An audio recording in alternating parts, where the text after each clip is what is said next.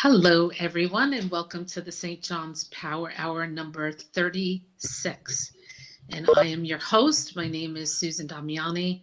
I am the Director of Gift Planning and the Director of the McAllen Society, which is the St. John's Legacy Society. And today I feel blessed that we have two wonderful professionals that hopefully we have some self-reflection and we can walk away with a better understanding and a definition of what racism is and how we can move forward to help eradicate racism in this country. And more specifically, we'll be talking about the Catholic response. So I believe as members of the St. John's University community, hopefully we can be leaders and we can help move this dialogue forward in a very positive way. With that said, let me introduce you to our panelists, or speakers, Father Kareem Smith, who is an alumnus of St. John's University. He graduated not too long ago, graduated in 2012 from St. John's College in Theology. And we have Dr. Jeremy Cruz, who's the Associate Professor of Theology and Religious Studies in St. John's College of Liberal Arts and Sciences. And so it's so nice that both of you could connect today to talk about such an important topic. Father Kareem serves as parochial vicar of Annunciation Parish in Crestwood, New York. Father Kareem was born and raised in the Bronx and attended St. Anthony's School in the Bronx, Blessed Sacrament High School in New Rochelle, and then moved on to St. John's University, and then also joined St. Joseph's Seminary, where he became a priest. And his prior parish assignments have included Assumption in Peekskill and St. Patrick's Cathedral. And Dr. Cruz, he earned his BA in history from the University of California, Riverside. Is that where you originated? Do you come from the West Coast, Dr. Cruz? I wasn't aware of that. That's great. And he focused on U.S. history from the Civil War period through the Civil Rights Movement. Then he studied theology at Loyola Marymount University and at the Weston Jesuit School of Theology before earning a Master of Divinity and a Ph.D. in Theological Ethics from Boston College. And Dr. Cruz has also worked as a lay ecclesial, am I saying that right?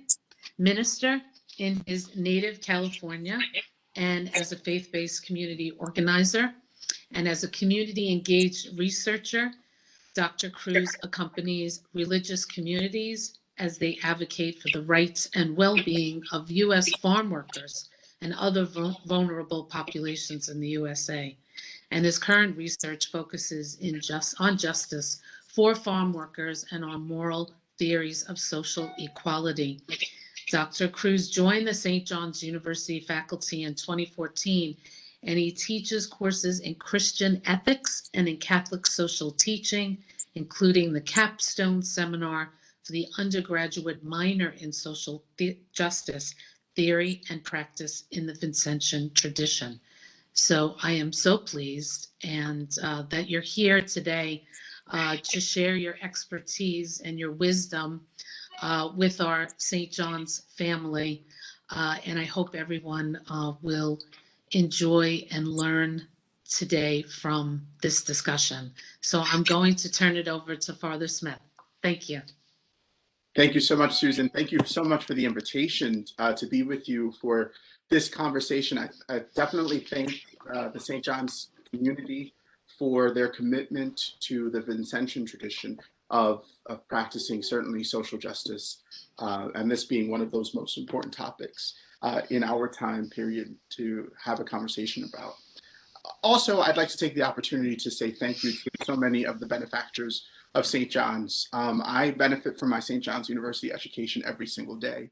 It is something I'm very, very proud of, particularly the commitment to a Catholic university and all that means, which certainly events like this one with supporting and promoting social justice, but also all of those wonderful Catholic social teachings that St. John's University prides itself in.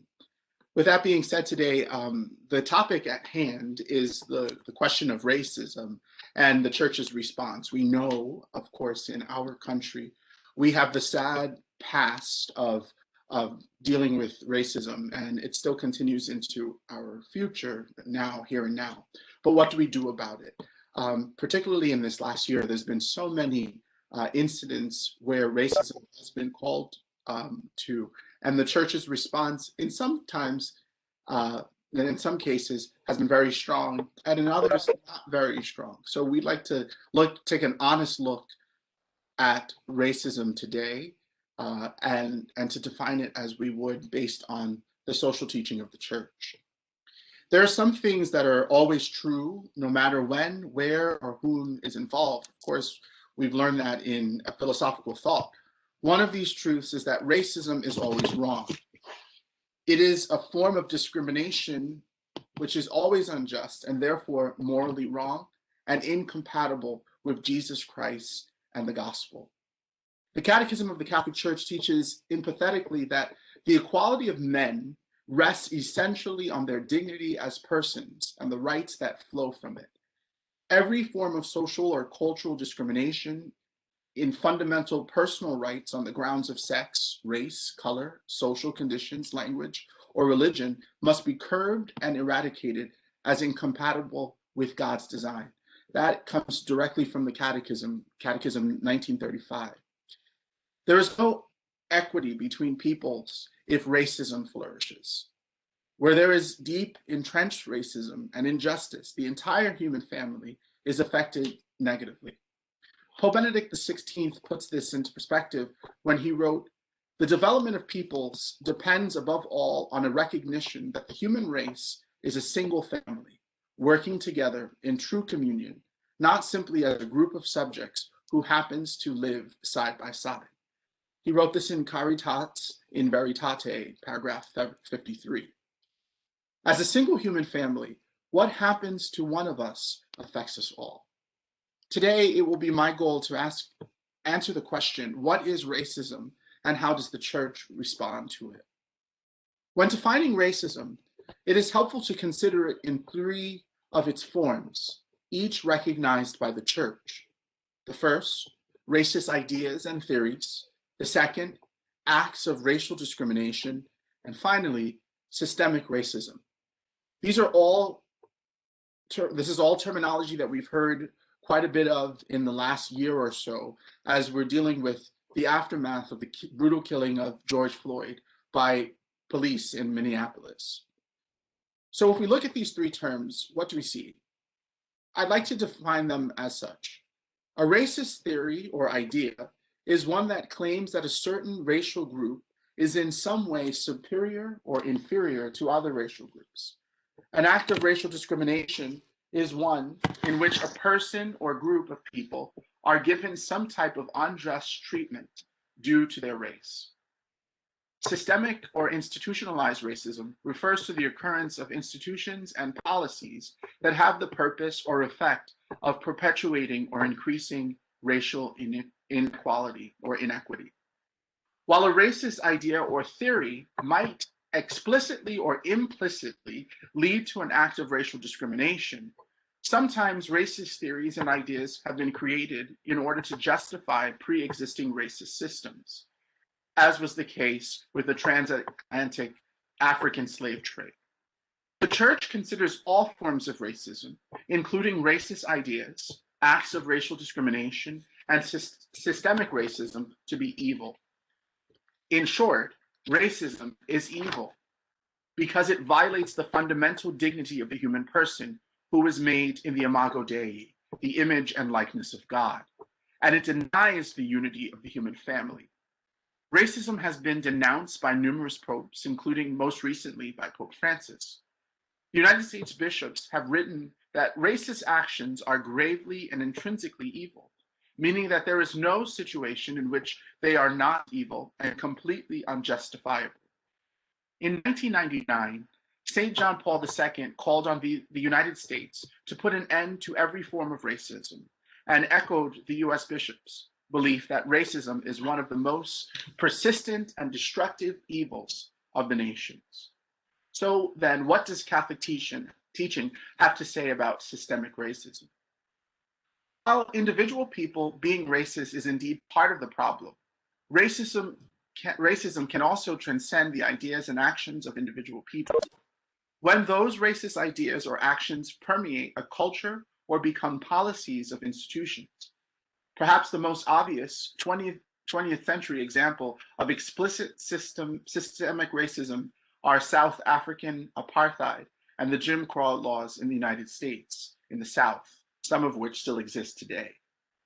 That being said, the Church recognizes that systemic racism also occurs through institutions and policies that do not explicitly refer to race, yet are racist due to their effects.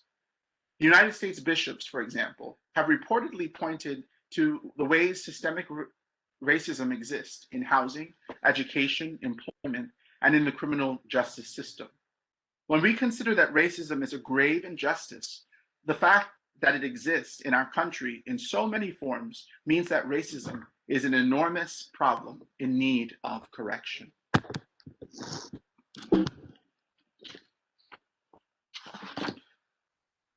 Church doctrine provides helpful ways of understanding implicit bias. We talk in Catholic morality about the need to educate our consciences. The Catechism of the Catholic Church states that educating our conscience is indispensable for human beings who are subject to negative influences, and that this education is a lifelong task. We need to work on developing our consciences, for we might be doing things that we do not even know are wrong or harmful to others. We may have erroneous judgments about our actions due to our ignorance. This does not mean we are evil people, but it does mean we need to learn more in order to change these harmful behaviors. Each one of us, all of us, we have biases that form because of different reasons. For example, our upbringing, our background, because it's what we have come to believe, either a learned behavior or one that has developed over time. Since racist actions are sinful, everything in the above paragraph applies to it. A person might be doing racist things without even knowing what they are doing is racist. They have been so shaped by the negative influences around them that they've been malformed to believe racist ideas without even fully realizing they believe them. Those ideas can flow into their words, their decisions, and their votes. Hence, implicit bias does not always remain or even begin at the personal level. It has systemic impacts as well. We could be supporting or remaining silent before racial injustice and systemic racism because we have not educated our consciences. Since this education is available to us, this support and silence could amount to sins of omission and complicity. For example, we think about the man who walks into the elevator and the woman who clutches her purse, or the man out for a late night walk who decides to cross the street when he sees others of a different race on the same side of the street as he is. These things we may think, well, I'm trying to be safe by clutching my purse where this large Black man walks into the elevator, which ultimately is a racist act. That man has not given any education that he himself is dangerous. Or in a similar way, in the example of the man who crosses the street. Therefore, if I hear that an idea, action, or policy is a racist one, even though it doesn't seem racist to me, as a morally responsible Catholic, I should be open to listening to and researching how racism might play a role in that idea, action, or policy. I need to engage in the task of educating my conscience. What does it mean to be anti-racist? This has been a big movement in the last year or so and beyond. But what does it mean to be an anti-racist, right? There's one thing to not be a racist or not try your best to avoid racist practices, but it's a different thing to be an anti-racist. To understand the idea of anti-racism, it is helpful to consider what we as Catholics believe about the moral life. If I want to oppose sin and evil in my life, I do not merely try not to sin. I try to grow in virtue, and I try to actively oppose evil in society. Think of the problem of lying. If I frequently struggle with lying, simply saying, okay, I won't be a liar anymore, it is not enough. I need to regularly examine my conscience to see what I'm telling and to identify when I'm telling little lies. When I did not even realize it, I need to grow in grace and virtue, and I need to practice telling truth. But if I really am against lying, I will not just oppose it in myself. I will oppose it throughout society, because I know that lies often cause great harm in people's lives. I will want to vote a lying politician out of office. If there are lies written into our laws, I would want those laws repealed and replaced with laws based on truth. Additionally, I will demand that the harm that resulted from those lies be acknowledged and repaired as completely as possible. It is the same way with anti-racism. Anti-racism is not simply a commitment to saying, I will not say or do racist things. It is a combination of continually fighting racism within myself, practicing the actions of racial equity in my life, and fighting against the evil of racism in all its forms within society, including seeking to bring about racial justice where racial injustice is present.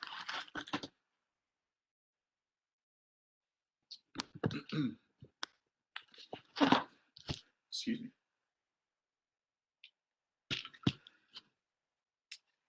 Indeed, and the effort needed has been the effort that is needed has been and will continue to be massive.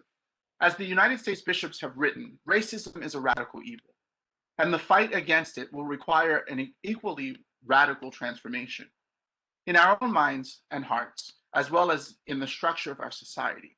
Our country will need to reconsider and reconstruct the way we portray American history. We will need to engage in that lifelong task of educating our consciences about the sin of racism. In order to meet the demands of justice, we will have to make significant reallocation of our country's financial resources. We also will need to seek changes in the policies of our governments at every level, not to mention in so many other social institutions. The Catholic Church in the United States will need to do some serious self-examination about its own history and present policies, structures, and cultural norms as well. The Church's active participation in slavery and segregation was large scale. We have to admit that as Catholics, and we have not fully addressed the injustices resulting from this participation. We have strong teachings and documents against racism, but as an institution, we have failed to live up to them. Surely, fully addressing our history and its continuing effects will be a humbling but necessary process for U.S. Catholics.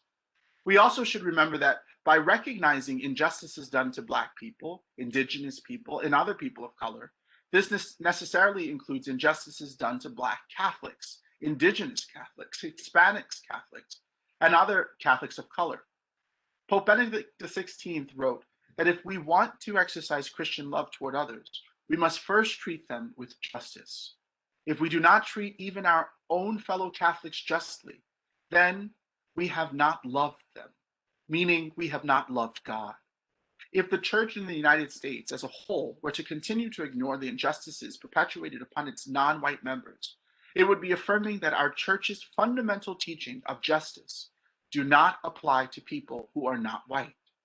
Such an affirmation and action would increase in intensity this infected and self-inflicted wound of injustice on the body of Christ.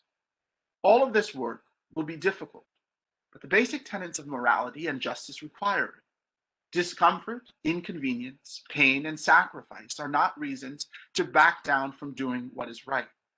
We follow Jesus, who told us, if any want to become my followers, let them deny themselves and take up their cross and follow me, as we read in the Gospel of Matthew. Taking up the cross leads to the resurrection, and that is what makes pain and sacrifice worth it. In the summer of 1966, Dr. Martin Luther King Jr. spoke at Soldier Field in Chicago to a crowd of nearly 30,000 people, saying, We are tired of being lynched physically in Mississippi, and we are tired of being lynched spiritually and economically in the North. Dr. King's words speak volumes even today. For Catholics, Dr. King gives a powerful call to deep spiritual introspection. In his speech, he contrasts physical lynching, a specific and brutal method that mobs in the South used to kill people, particularly Black Americans, with what he calls spiritual and economic lynching. This later can be seen as othering, creating a narrative of us versus them to separate Black Americans or Americans of color from white ones. From the long-lasting and far-reaching dominance of the Roman Empire to the misadvantages of Christopher Columbus and beyond, to the violence against Black Christians up to the mid-1900s, Catholics have been involved in perpetuating both physical and spiritual lynching. Such atrocities were often supported by the Church. The Catholic Church and Pope Leo XIII denounced slavery in 1890, yet Black people have had to wait until 1965 to see this condemnation in an official church document, Gaudium et Spes, the Pastoral Constitution on the Modern World. In other words, for over 400 years, Catholics kept the fires of division burning. Black people used to be beaten and raped. They used to have their children stolen. I may not be subject to these inhumanities as a Black Catholic today, yet sometimes I feel victim to them. Today's lynching takes a new form in America and is characterized by many Catholics' complacency and implicit participation in an unjust system that upholds white privilege. I have experienced this othering even within the Church. There remains divisions between Black, brown, and white Catholics today. As Thomas Merton stated eloquently in his 1963 letter to a white liberal, white society has sinned in many ways. It has betrayed Christ by its injustices to races it considered inferior, and to countries which are colonized. In my own parish, I often feel as if I'm left out or seen as other. For example, during social hour at a predominantly white parish, I once got into a conversation with one of the white individuals there about worship music, and I mentioned my appreciation for a certain type of song at Mass. The woman then insisted that I did not truly belong to the parish if I did not like a particular song. As a Black man, I do not always feel comfortable arguing in these situations. Sometimes I feel as if it is in my best interest to be silent, and that to do otherwise would only reinforce the sense that I do not belong. Another example is the popular hymn, Amazing Grace. Nearly all Catholics know the song by heart, yet few know the story behind the lyrics. Composer John Newton was a slave trader, an oppressor of human beings. While Newton eventually renounced the slave trade and became an abolitionist, he did not do so until 16 years after Amazing Grace was published. Every time I hear the lyrics, I am reminded of this fact. The slow butchering of social justice in the spirit of otherness is real in the Catholic Church. Otherness forces some Catholics in America to see Christ only as white. As a Black man, I sometimes have a sense that some of my white brothers and sisters have forgotten that Black people are human too. This experience causes trauma, not just to myself, but to all Blacks, to all Black Catholics, to all people of color. There is a trauma caused by enduring and witnessing brutality against Black Catholics, brutality against all people, as if we were not part of the body of Christ. As an American Catholic, these examples create a mounting feeling of cognitive dissonance. Am I more American than Catholic, or am I more Catholic than American? To what degree is my silent participation in the lynching of my Black brothers and sisters affecting my prayer life and my own spirituality? It is time to have a prophetic but uncomfortable conversation with our leaders about working to heal the injustices of the Catholic Church. As James Baldwin said, precisely at the point when you begin to develop a spiritual conscience, you might find yourself at war with your church. Pope Paul VI, in the opening section of the Second Vatican Council, clearly spelled out the need for conversion, and ask God for the grace of unity. In the spirit of his prayer, it is time for Catholics to pray for an end to the sin of otherness that killed George Floyd and many others, the sins that have sparked recent protests in America. It's a big church. There's room for all of us. Such prayer is a call for all American Catholics to examine their own consciousness and to address some deep questions regarding our Christian identities. We are going through a period of systemic spiritual transformation in America. Do we see ourselves in this transformation? Many of us who have been part of maintaining the system of racism are willing to listen. However, are we willing to go further? Are we willing to act? This is a moment in the life of the church that historians will write about. How do we want to be presented in their works? How do we want to respond to our vocation of laboring with Christ by working for justice for the oppressed? The otherness in our church challenges all of us to make a racial spiritual self-evaluation of the role we play in our society and to reflect on our relationship with the Christ of unity. You see, dear friends, we can only overcome racism if we first overcome it in ourselves. As we pronounce in the Creed, we believe in one God. Unity is one of the greatest graces against this social sin in our midst.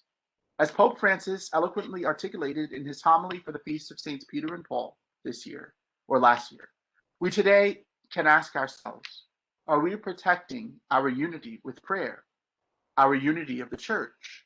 Are we praying for one another? The Holy Father went on to say, now, as then, so many closed doors would be opened, so many chains that bind would be broken, and we would be amazed. The time is now. We must work with Christ to heal our division and help people find justice. As philosopher Cornel West wrote, justice is what love looks like in public. Black people in the church need justice in this fight against otherness. If you are a Catholic in America today, if you are a person of goodwill in America today, this is your chance. History is offering you an opportunity for conversion and unity. Our identity comes from the theological aspect of the sacrament. We are all one in Christ. There are many questions that must be answered, but who dares to ask them? As a Catholic Christian, when it comes to the question of racial healing and Christian unity in America, how do I see myself? How can my white Catholic brothers and sisters move from seeing Black Catholic Americans or Black Americans in general as brothers and sisters to us, to brothers and sisters in Christ?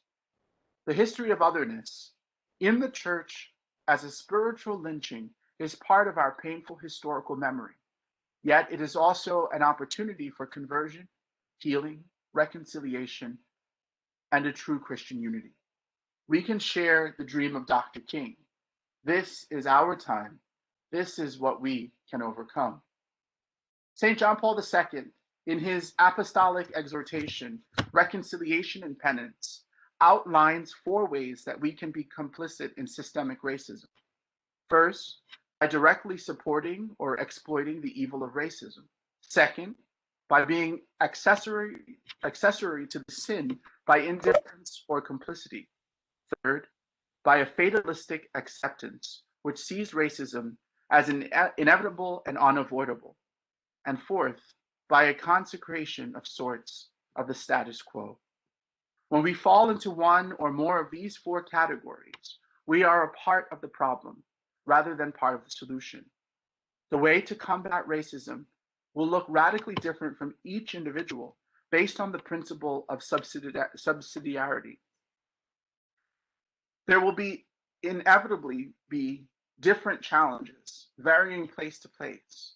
The answer, as with any sin, is the examination of conscience, repentance, if discerned and needed, and conversion, always an ongoing process. Thank you for listening.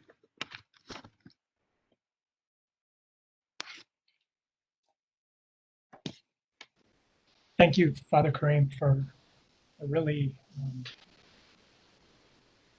scholarly rich, intellectually rich, personal, socially aware, socially conscious, and pastoral response to the topic in front of us.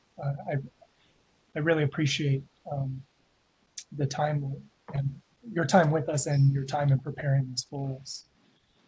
I came to the conversation late, and my role here is going to be to ask some questions to Father Kareem and to try to encourage him to further elaborate some of the points that I thought were important in his presentation. Also, as a Christian ethicist, as a scholar, and as a St. John's faculty member, what I'm going to attempt to do is make some connections between what Father Kareem is saying and conversations and initiatives that we're developing at St. John's for the sake of everyone in attendance to kind of be able to make some connections with things that they may not be aware of are happening on campus. I'd like to start by also echoing the thanks to members of the McAllen Society, to the members of the Laughlin Society, the Retirees Association, and the Red White Club. And when I say thank you, I mean not only thank you for being here, but thank you for the work that you do that stabilizes St. John's University as an institution and makes it possible for us to do the mission work that we do to develop university-wide a university that's driven by its mission, and to be able to continuously reflect on and discern what that mission means in the context of a dynamic and evolving society, a dynamic and evolving world. I want to start with Father Kareem. Your call kind of held in a dynamic tension, a call for all of us to participate in the mission of St. John's University, and which is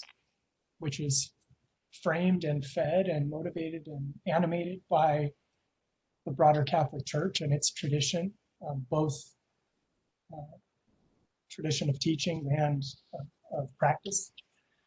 So on the one hand, you provided for us an image of mission that we discern and think about together and participate in and support. And on the other hand, a call for ongoing conversion. It's very, in the spirit of Lent, you've held those two together for us beautifully well. And I'm going to ask some questions that, hold together what I identified as some of the threads in your presentation: the personal, the scholarly, the socially conscious, and the ministerial. I guess I'll start by asking, can you tell us a little bit about your intellectual journey, your journey as a seminarian, your journey as a college student, a St. John's alum? How did you get to where you are to be able to make the presentation that you just made for us? Tell us a little bit about your own intellectual development, conversion. Thank you. Thanks for the opportunity to do that. So I am definitely a beneficiary of phenomenal theology faculty members at St. John's University who were great in the accompanying role. While I was at St. John's, I was a seminarian. Of course, I was in the college program. St. John's so wonderfully supports seminarians in many different, communities, being from the Archdiocese of New York. But it was a very interesting time for me in the sense that it was three worlds colliding. It was this 18-year-old who was just out from home, who was entering college and seminary at the same time, who in many ways, growing up in an immigrant household with, immigrant parents, this was the first opportunity that I had to experience the world. And so it was challenging in the sense that many of the things that my parents had sheltered me from, I was encountering for the first time. And St. John's was what was familiar. It became what was familiar for me. I grew up in a Catholic household, Catholic education my entire life, from, as you heard, from elementary school to high school. So again, dealing with the world um, was made, easier is probably not the best term, but it was approachable because, again, being grounded in that Vincentian Catholic experience, but also just at the academic level, the professors who went out on a limb really to help, to make sure I understood, that I was able to rise to the challenges of what it took to be a part of the St. John's academic community. So it was definitely a tremendous experience. While I was at St. John's, through actually Father Whalen, who used to chair the theology department, Father Whalen and the Archdiocese of New York, I kind of found out about what a program that's called, it's the Institute for Black Catholic Studies, that's housed at Xavier University in Louisiana. And Father Whalen pretty much said, you should find out about this. And that was the beginning of the discovery of the richness of the Black Catholic experience in the United States. And it was just sort of, it brought my world down. I grew up in a large Italian neighborhood in the Bronx, and I went to church with some of the greatest people I know. But being the minority, right, in that sort of experience, made me think that, well, Blacks aren't Catholics. We're just kind of the odd group. We're the odd Blacks who happen to go to church here. And it was a great place to grow up. And it was wonderful people that I lived with, some of my best friends still to this day. But being in that having that academic experience at St. John's University, and the thirst to know more about just who I was and my identity, was definitely supported through the theology department and through other departments as well. The classical, my studies in linguistics, in Latin with Dr. Petrovitz at St. John's, and so many others, was a great opportunity just to kind of really begin to discover what it meant to be Catholic in the sense of the universal call. And then, and that invitation drew, set a flame in my heart, and allowed me, and gave me a greater desire to come to a greater appreciation of, well, I've been given this gift of a Catholic education, and I understand what the church calls us to, but the world is so broken. What is my role in trying to bring about healing to that world, of being a balm to that world? And the Lord's invitation was, again, to begin to learn more about the Black and African American and the Black and brown experience in the United States. Thank you. You mentioned Father Mike Whalen, who passed away in the past year, and we'll be sure to share. We're having a memorial service for Mike Whalen in the next few weeks, I believe in early March, and many of our alums have spoken to the impact that being able to study with him had on their own personal, religious, and moral development, their identification of a vocation of what they wanted to dedicate their life to in the world. And it's great to hear from you as well that you had that opportunity at St. John's. Yeah, I can't speak higher about Father Whalen. I would go to his office, and I'd go for advisement and leave an hour later with about 10 to 15 new books. It was incredible. I never left Father Whalen without having a new book. And again, it just, he gave me some of the best books I've ever read on sacramental theology or theology in general came from walking into Father Whalen's office. So definitely that was a tremendous experience for me. his colleagues have had that experience too. I have far more than 10 of his books in his office. I'm sure. Yeah, I'm he's sure. generous with his books. Yeah. Not wanting to ask you for more labor than you're already giving us here today, I was listening to you speak and saying, wow, I sure hope Father Kareem wants to give a lecture in moral theology. I was struck by your footnotes. I was struck by how deeply you were drawing from the wells of not only Catholic moral theology, but official Catholic teaching, from the Catechism to Pope John Paul II to Benedict XVI to the foundational documents of the Catholic Church and its understanding of itself in the modern world that come from the Second Vatican Council. Can you tell us a little bit about that formation, and maybe it comes similar to or in a different trajectory? But I guess I'm wondering two things. One is that development and the depth of wisdom that you're able to draw from the Catholic, the official Catholic teaching. Mm.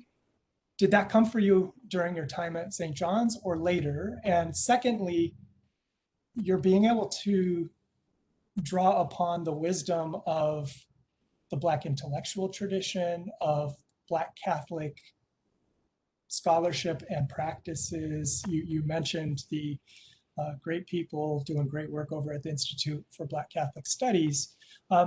Did you encounter the traditions of Black Catholicism at St. John's? And were you able to, was there a space for you at the time to do that work, or did you need to do that at elsewhere as well? Because this is some of the conversation we're having right now about what we have the capacities to offer at this time and where we need to prioritize and grow going forward. So it would be helpful to hear both the Catholic teaching piece as well as the, how you came to connecting with the variety of Black Catholic institutions in the United States, Black Catholic practices, and the intellectual tradition as well. Sure, thank you. It was definitely in St. John's where I discovered my love. I went to St. John's, of course, as most seminarians do, with the intention of majoring in philosophy, getting the degree that's necessary, and moving on to major seminary and doing my theology there. But it was actually in one of the required theology courses at St. John's where I just realized this was incredible. I just want to study this more. How can I do this more? And part of that was because the theology department, I will be the first person to tell you that I'm not the greatest student in the traditional sense of sitting down, and I'm not the greatest student, but the theology department, the professors were so supportive, and they were understanding, not in the sense that, okay, Kareem, come by, get what you do what you do, and we'll move you along.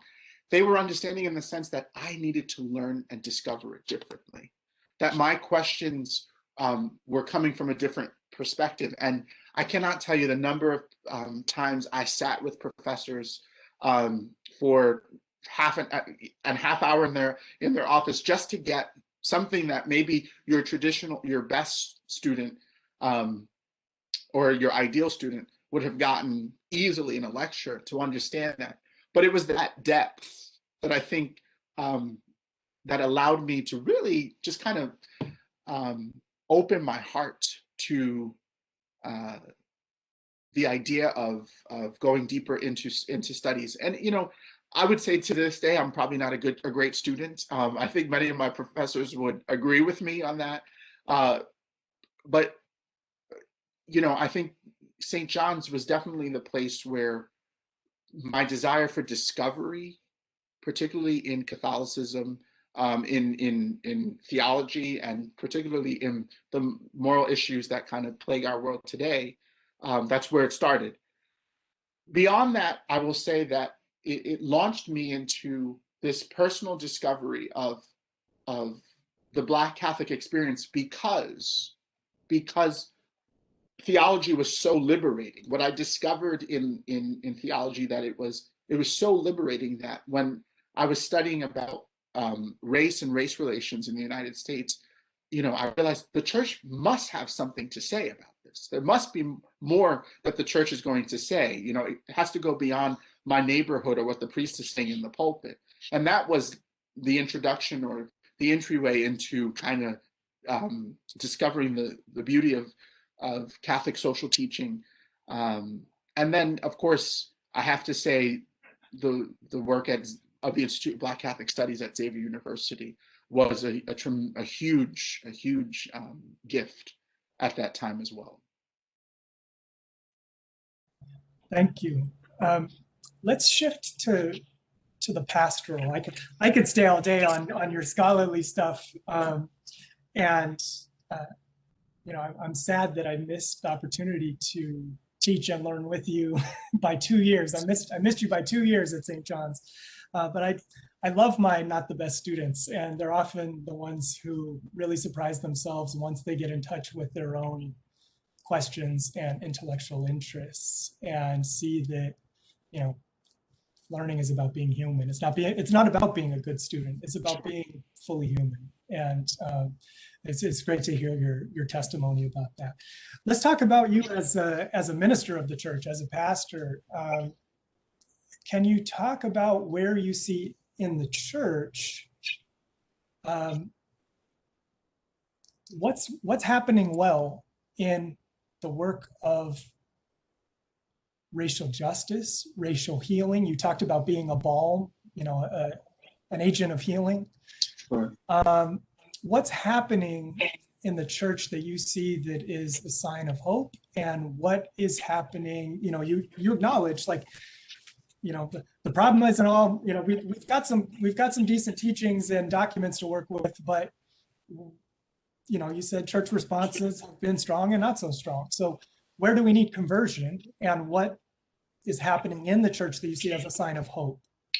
I think in this last year, particularly with the tension that rose from the George Floyd situation, a breath of fresh air or a sigh of relief for me was that, of course, the church understands racism as a sin. I think those who are charged with governing and guiding the church, they understand that. And I think they really understand it on the intellectual level. But in this last year, I think a sigh of relief was the response, particularly from bishops and others who are in leadership positions, to the killing of George Floyd, which we all sadly witnessed. And that was kind of it was almost, and I'm not the only person who feels this way. I've had other discussions with other people who they felt a sigh of relief. It's almost like a child who's trying to tell you something, right? And you're too busy, right? And that child is kind of nagging you, and then you finally stop and you listen to what this kid is trying to tell me is actually very important. It's very serious. And I feel like many of us in the church felt that way, that we were trying to say, we were banging on the doors saying, we need your help, we need your help, we need your help. We need you to walk with us. And finally, and unfortunately, it did take the tension that came this past summer. I think finally that has happened. And I do think that is a sign of appreciation for the experience of Black and brown people in the United States that is perhaps hasn't been there in recent years, or particularly in these last few years. I mean, again, we can talk about the good things the church has done. You want to talk about great things, we can talk about the sisters marching with Dr. King, the priests marching with Dr. King. And I'm not talking only about Black priests, I'm talking about white priests and white religious sisters at the front lines in marching with Dr. King. But there needs to be almost a renewal of that in society today, because it is an issue. We cannot think that in a country where it took 400 years to finally listen to Rome, to listen to what the Holy Father says, where it took 400 years for us to come to that appreciation that somehow in this short period of time since 1965, with the ending of segregation, that we've overcome all of our racial issues in the United States. So I think it does require a self-examination in the sense that if we want to overcome, as I said in the talk, if we want to overcome racism, we have to overcome it ourselves, right? If we want to overcome racism, it has to be a priority item. We, particularly in the church, this is a pro-life issue. Of course, the church is so involved with pro-life issues, and as we should be, and we need to continue to be. But this is one of the pro-life issues that needs to be held as something that is serious and important, because there can be no value of life if we look out of our windows and see violence happening to our brothers and sisters. The children and young people in today's world cannot value the life of a child, of the life of anyone, if they can't value the lives of the people in front of them. So we must engage this as a great life issue of our time in order to move forward. So, my parish where I'm assigned now is a predominantly white parish. It's a great place, phenomenal people. And when I was initially assigned here, I admit to you that initially, because of my formation, the training and the opportunities I was afforded to in formation, particularly with understanding the African American experience, I was kind of baffled that I would be sent to a predominantly white parish. But what I've come to realize, and I think we all should realize this, is that racism is not a black issue. Racism is a white or other issue. Black folks are not racist against themselves, right? And so me being in this parish has provided me with the opportunity of, one, serving and sharing the good news of social justice and Catholic social teaching to my parishioners here in Crestwood, and they're wonderful. Most people, including the people who are listening today, most people want to know how to be a part of the solution. Most people want to care for their neighbors, but there's a lot of misunderstanding. And I think that there are too few of us who are willing to sit down and have an honest and open conversation. My experiences are not your experiences, and yours aren't mine. And we have to be okay with that. But at the end of the day, we do need to listen, and we need to be willing to accept what people are saying to us and believe them. Thank you. I'm going to hand the conversation back to Susan. I have about 60 more questions for you, ranging from, you sort of touched on my last two questions together, which was, what do you see internal to the church as signs of hope and areas where we need conversion? And then secondly, right, thinking in a more kind of mission and purpose-driven way about society, what are the signs of hope, and where are the places we need conversion? I think you've touched on that, and I think I want to be able to bring in those who are joining us into the conversation, and maybe I'll weave a couple more questions in there with questions we receive. Okay, maybe as a point of transition into that, I will just conclude by reinforcing the idea that there is no papal document. I think sometimes in the church we expect, the Holy Father to say something, to put it out in a document or an official teaching. There is no official document ever that could be written that will end racism. That has to be done by us, and that requires self-reflection.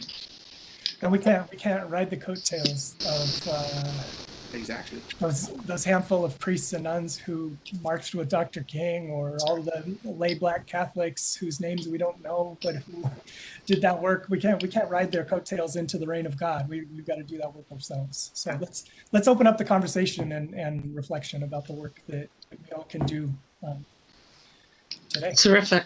Thank you so much, both of you. And I agree with Dr. Cruz.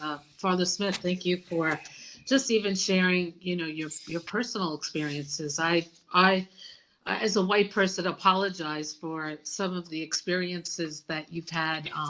Some of the stories that you were telling me were a bit shocking. To think that if everybody is part of a parish, you think everybody would respect each other regardless of who we are. And so I'm really surprised at that, of hearing that. But one question I do have, what was your feeling about the Pope? I think it was in October of 2020 that he appointed the first America's Black Cardinal. What's your thoughts Thank you, about that? Susan. I would say even for Dr. Cruz, what's your thoughts about that? I think that's pretty exciting. That's a great question. Thank you. I guess it's over a year now. It was a tremendous moment for African Americans in the United States to see Cardinal Gregory be raised to that office.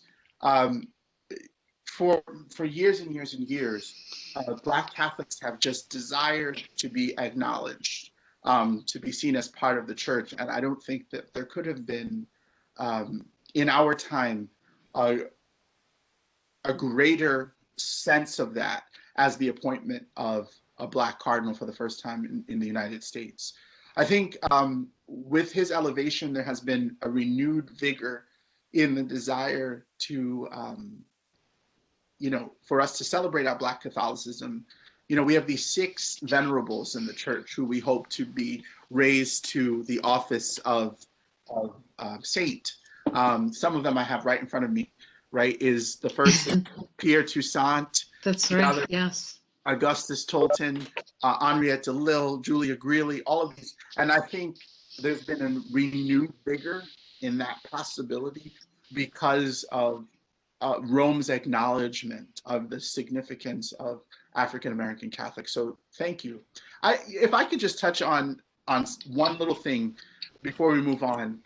Many of my friends who are not Black, when we have this conversation, there's a tendency for them to want to express sorrow, which you did, and I thank you for that feeling. But I think when we have these conversations, I don't want people to think that somehow they should feel guilty for what others have done.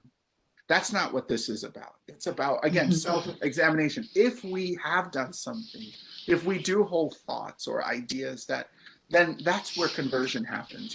All too often in the world that we live in, we're seeing the results of this cancel culture. And the only problem with cancel culture is that there's no room for redemption. There's no room for forgiveness. There's no room for reconciliation. And that's what this is about. This conversation isn't about, we can't go back and undo the past. But, we can go around. There's a great South African phrase, Sankofa. It comes from Ghana, West Africa. And it's symbolized by a pelican who's looking back. And the phrase says, it is okay to go back and get what you left behind. That's what we're doing when we have this conversation. We're going back and we're getting what we left. And that's the richness of the Black and brown experience, of how that can help flavor this wonderful country that we live in, how it can help flavor this beautiful church that we all believe in. So that's what it is. Just as African Americans have been, denied the experience of being a part of the conversation, in the same way, others have been denied the opportunity to have Black and brown people flavor or bring about a sense of, part of being in that experience. Black and brown people white folks have been denied the opportunity to have Black and brown people be part of their lives as well. So that's what this is about. It's about going back and getting what we left behind. Actually, I have 2 more questions, and I'm sorry, we'll get to everybody else's questions. The self-reflection. Take your time. I'm not in a hurry. If Father Okay, Cruz so now Dr. Cruz has a question. But the self-reflection, I totally agree with. However, if someone is, how can I explain it? Like, say, the person that you were talking about that just was like, about the music and all of that. How does that person have self-reflection when they have this tunnel vision? So how do we get them to go deeper inside and really understand, Right. the what's really happening and how they need to get involved and how they need to open up their minds, right, and be welcoming and more respecting to people if they're in this own little world? And I will say, and I've said this on other power hours that social media, if anyone watches, I've been promoting this show, Social Dilemma on Netflix. If we are on this Facebook and all these social media outlets that are only feeding us what we see, right? Because the algorithms, then again, how does someone have the true self-reflection when they're only getting one side of the story? How do they really go inside and really, so how do we overcome this, I guess is my question. I will say that that person who I encountered, I don't think that person is a bad person. I think her experiences were so different from mine that she was in a place where she was ready, or maybe even willing, to accept the other, to accept someone else, someone from outside of her experience. And so that becomes the solution, right? We can't be closed off. In order for us to make a difference, we first have to be aware of it. Yes, unfortunately, we live at a time where, and I was talking about this the other day, where when I was a kid, my parents watched the news for an hour a day. It came on around 7 o'clock, and it was like, Channel 7. People now have complete and total access 24 hours a day to news outlets that kind of push their own. I don't have to ever hear somebody else's opinion if I don't want to. If I follow or commit to one idea or thought process, I'm going to go to the channel that best suits me. That's part of the problem. That's part of the problem, because we begin to believe that everyone else who does not hold my opinions, or who has not experienced life, or has not experienced faith or anything else the way I've experienced it, is an enemy. So it first becomes about the individual desiring and wanting to become different. Conversion there's not a moment where conversion is complete. That's in Catholicism, right? We would say that our entire lives, from the time we were born, from the time that the minister pours that water over our heads, till we close our eyes and are buried 6 feet under, and we see God face to face, that work of conversion is still ongoing in our lives, and we have to want to become better people. But within the Catholic community, yeah, sure, go right ahead. Sure. So I have two thoughts in response to your question, Susan, and related to what Father Kareem is saying. The first is, I think that there is a legitimate and important role for critique and for calling forth accountability. Sometimes people talk about calling in rather than calling out, and I like that frame in many ways. But I think at times, while acknowledging, what my brother Kareem is saying about cancel culture in terms of wanting to leave room for conversion. Yes, we need a call for conversion. And if we're issuing calls to conversion, it's because we believe conversion can happen. On the other hand, sometimes critique and calls for accountability are ways of bursting that bubble, of lack of self-awareness or lack of awareness of what's going on all around you. When I read my Bible and I see Jesus calling some of his co-religionists a brood of vipers, as far as I can tell from Bible scholars, he's cussing some people out. And I don't know the exact translation of that, but I know it's a call out. And it's a call to pay attention. It's a call to pay attention. And sometimes that is needed. And I'm not telling anybody to cuss anybody out. I don't think that's the first step. But what I want to say is that cancel culture is slavery. It's racialized human trafficking. It's Jim Crow. Canceling people is genocide. Canceling people is when the communities most affected by COVID cannot get the COVID vaccines. That's cancel culture. And so I want us to be able to differentiate between who's actually being canceled day to day when we're thinking about practices, cultural practices, and institutionalized racism on the one hand, and the need to call people into community, call people into conversion, call them into equity, call them into the mission of doing the work of anti-racism. I want to be able to distinguish between those two things. And the second thing is, and I'll be shorter on this one, is that I think this is really why it's important that a place like St. John's University is organizing, guiding, being thoughtful, being strategic, and grounding us in moral wisdom and religious traditions in doing this work. Because without that, we just have a lot of messiness and pent-up frustration and the kinds of blow-ups that you're talking about and that you see on social media and that spill out into the streets because people are frustrated with always hitting a wall. Right. And we want St. John's to be a wide open gate. That's the symbol of the front of the university. We want St. John's to be a wide open gate where people can come think together, think strategically, and do this work in constructive and prudent and effective ways. And that's why we're here. Oh, that's great. That's great. Yeah. No, I feel, just to piggyback on what Dr. Cruz said, because it was kind of what my next question was going to be, as a university and Catholic university, that's fantastic. At the local level, though, Father Smith, what are the parishes doing for the community in reaching out? And yeah, you know, I in one sense the answer is not enough. In another, I think a lot of places are doing quite a bit. You know, here in the Archdiocese, there has been put together through our Catholic Charities and in collaboration with a number of our offices in the diocese and parishes, they've put together this this action committee on Catholics against racism, or Catholics who are anti-racist or racism, and that's a tremendous reality.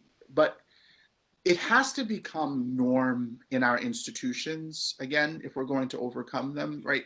You know, because special programs like this one, the people who want to ascribe to those programs will, right?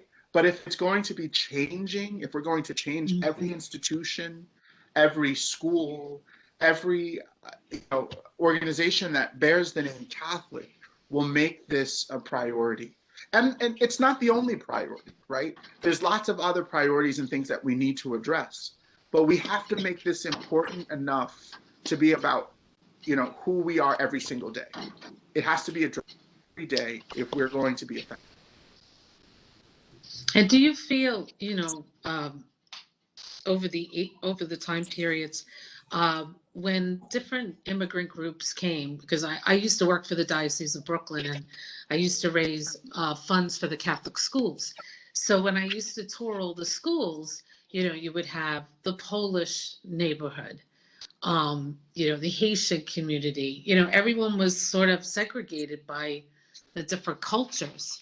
And do you think that somehow kind of festered maybe this, because people were so separated into their own groups, because maybe the Polish coming in, they weren't welcomed by maybe the Irish, community. So they started their own church. So everybody started their own church. And then, so we're kind of segregated in a way. I definitely yield to Dr. Cruz on this because of his history.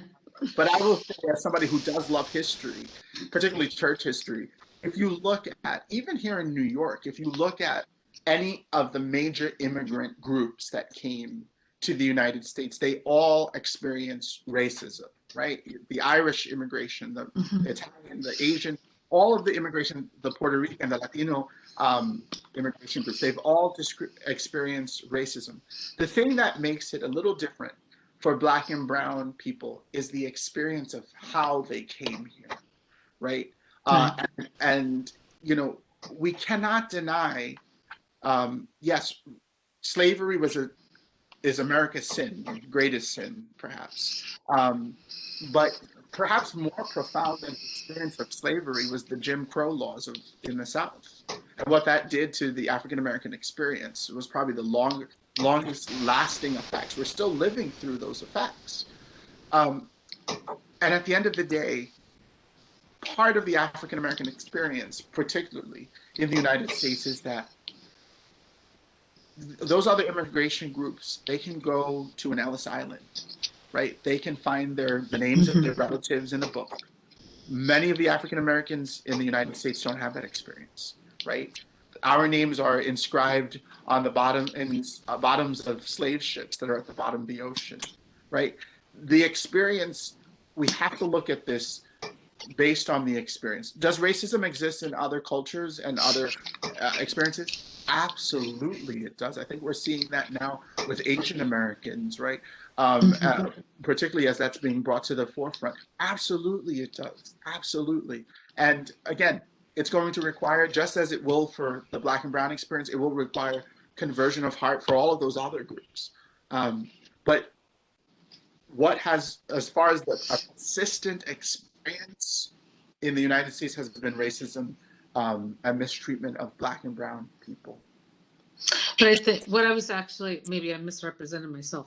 What I'm saying is, because the churches still are separated for the many reasons of why they built their own churches, is it going to be harder for the Catholic Church, particularly in New York, with all the different types of immigrants, to kind of bring everybody together as one? Because it's very easy to be like, okay, I'm at my own church, and I may not have to recognize this as much, like you were saying. Some churches do it better than other churches. Is it because of that? Because we're still almost like the neighborhoods are still, within their own immigrant population. I don't know. Yeah. Does that make sense? Sure. Yeah, and it's a question that's raised a lot. It's a question that's raised a lot. I would recommend to anybody joining us to check out a book by a Catholic sociologist named Brett Hoover called The Shared Parish, Latinos, Anglos, and the Future of U.S. Catholicism. It's a good sociological account of what you're talking about, Susan. And it's also, it helps us understand also that sharing the same roof is no guarantee of equity, inclusion, a kind of a commitment to doing the transformative work in the neighborhood and in the broader society. Just being under the same roof isn't enough, and often can actually be more harmful than socially marginalized groups actually having buildings and space and ministers and resources on from which they can organize to advance the cause of equity. So, there's certainly, we have churches and ministries and Catholic organizations and broader societal organizations that are byproducts of segregation. At the same time, I don't think we want to view every instance of separation as the same thing as segregation, which is a system of dominance. Separation sometimes is a strategy for responding to segregation and inequality. A place like the Institute for Black Catholic Studies is a great example. You've got a lot of people who have invested themselves in doing that work. Some because they experienced, many because they experienced marginalization within the church, but also some because they recognized the need and the value and the importance of sharing the Black Catholic intellectual tradition, sharing the resources of Black Catholic practices, Black Catholic history, et cetera. So I would say, and this is something we have to think about within St. John's, where we have really fantastic initiatives happening from the Office of Equity and Inclusion, from the Office of Mission, which includes campus ministry. And we're all thinking about this, how are we perpetuating and how do we need conversion when it comes to dominance and inequality? And how do we need to actually create spaces for the variety of differences, equitable spaces for the variety of differences, legitimate differences, whether they be language and culture, gender, et cetera. How do we hold everyone and have space for everyone in equitable ways that moves us to where we're trying to go? My parish growing up as a kid was very diverse in the sense that there was a little bit of everyone there. As I said earlier, it was predominantly Italian. And that's why I know how to make a very good meatball. But but it was a community, and it's very, very diverse today, even more so than when I was younger. But it was a community that was prepared to welcome others. That's the difference. You know, having people come to your church is different than welcoming people to their church, right? There's a difference there. That's a good point. And it's, again, I can't hammer this in. Maybe it's the priest in me. It's the minister in me. The work of conversion, that's the invitation, right? That's what the cross is that invitation to come deeper, to look at, to gaze on the face of the lover. And you know, I think it's possible, right? But when we begin to think of ourselves as those who value inclusion and diversity, then our experience of life changes. Much more exciting. It is so much more. I was blessed as well. I grew up in Our Lady of Fatima in Jackson Heights, and going to grade school at Our Lady of Fatima in the 70s. Very, very diverse. Like you said, it just we were used to it. You know, like you said, we didn't really have to welcome everybody. Everybody was there. Yeah. You know, and it was great, and everybody got along, and it was beautiful. So I'm really blessed to have that experience. So that's why I always say, like, how can we get everybody like that? You know, one big happy family. That's what I would like to see. So I'm sure we have some questions here, and I want to get to them for everybody. Let's see. Okay, those were comments. There's a chat. I guess everybody doesn't have questions. They just have statements for us here. I'm not seeing, wait. We can entertain the statements too, and I can turn into questions. Yeah, okay. Well, one was, this is a compliment to both of you, very eye-opening and helpful information for the continuing discussion of anti-racism at SJU and in our world. So that's a compliment. Sue just passed that along. Let me just check with Sue. Sue, do you see any other? Because I know sometimes people send directly to you. Any questions or I chat? do not see any come through. I might. No. No. Okay. Okay. Well, I know I know we're a little over time, but I just want to make sure I get Dr. Cruz's questions. Have we covered all of your questions? No, absolutely not. But we can have about 5 more of these if Father Kareem will come back. You guys are great. This was very interesting. I mean, I could just do one. And okay. You know, I'm thinking about, and you know, I know, you know, we have a lot of our, you know, most reliable donors on the call, and it is not my ministry to ask for money. I'm here to say thank you for what you've already given us, because especially in hard times like right now, that's when we really realize just how important it is to have donors who are steady and reliable as you all are. So I want to say thank you. It's Susan's ministry for to ask for more, to tell you all the wonderful initiatives that we would be able to carry out if we had more donors. But what I want to ask, we're trying. Yeah, you're doing a great job too. What I want to ask Father Kareem, I guess, is from your perspective as someone working internal in a Catholic community as a minister, as well as a public disciple of Jesus, as someone who has a mission to, you know, to the culture, to the economy, to the politics, to the entire society and to the world. What can you identify 1 or 2 things that you think the largest or second largest Catholic university in the most powerful country in the world could be doing to make your job, I don't want to say easier, but I want to say maybe it'll get harder the better job we do. What can St. John's University do to make your work better supported, better surround you with more people, you know, the work is much, but the laborers are few. What can St. John's do if you were dreaming big? Dream big for our donors. What could we do? I promise you, I'm not saying this because we're on this call together. I'm not saying this because I've been invited by St. John's. And I say it, you know, many of my friends, and particularly the friends that I know from St. John's, we say it to one another. St. John's truly provided an authentic Catholic experience when I was there, from the Vincentian,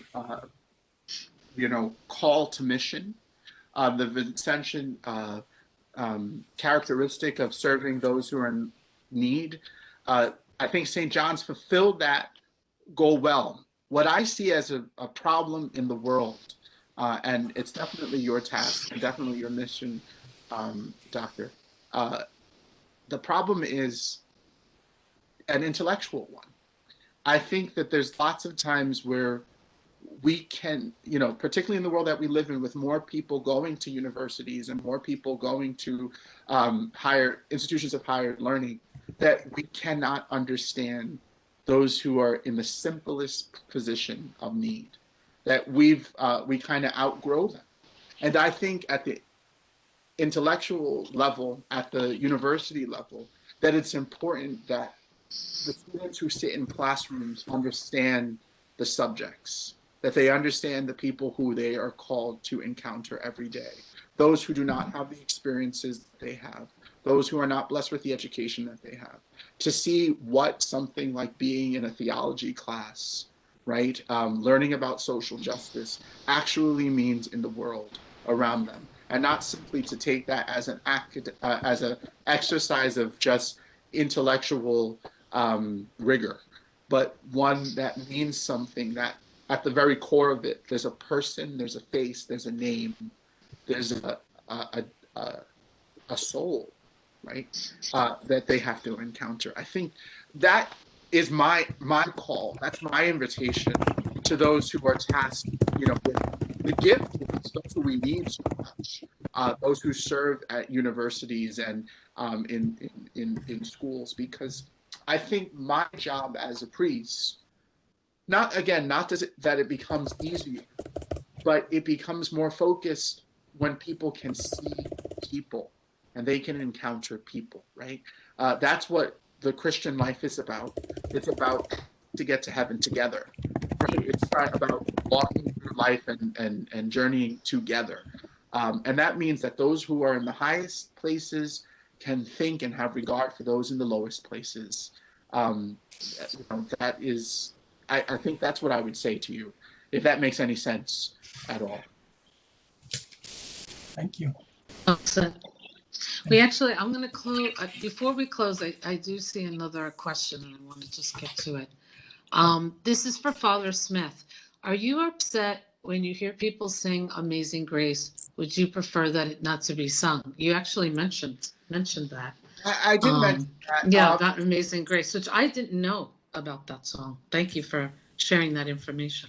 I think it's one of those stories of, again, that conversion experience, which I think is always good. That's the story, is that person didn't stay, and how could you be upset with that? That person didn't stay where they were. They grew, they changed, they evolved. I don't like the song Amazing Grace, and the reason is not because of that, but my mother's maiden name is Grace. And so, and I had an uncle who was Father Grace. So people see us and they start singing it, as a joke. But, I think it just, and also Amazing Grace, like it or not, has become a part of the repertoire of American liturgy, expression. So when I hear it, do I think, oh, I hate this song? No, I don't. I am reminded of the history of it, of the past, but it doesn't cause me to be angry. Thank you for asking that question. I know. I hear Jeremy tapping on his keyboard. Yeah, someone asked a question that I missed earlier. Yeah, what information are you sharing? No, someone asked in the Q&A a question, and I only just saw it right now, so I'll just. Oh, really? Okay. How did I miss that? Okay. So someone asked if they misunderstood my point or if I was comparing cancel culture to genocide.